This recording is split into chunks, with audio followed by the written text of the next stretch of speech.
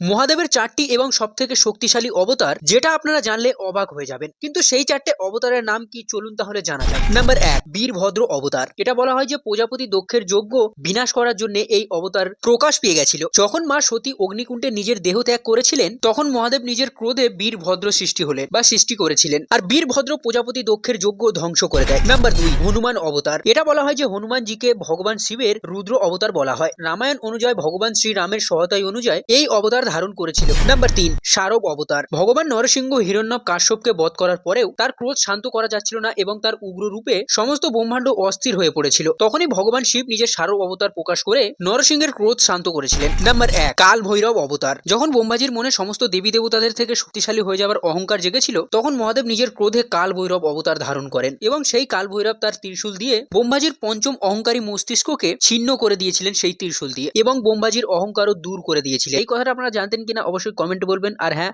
হর হর মহাদেব লিখতে একদমই ভুলবেন না।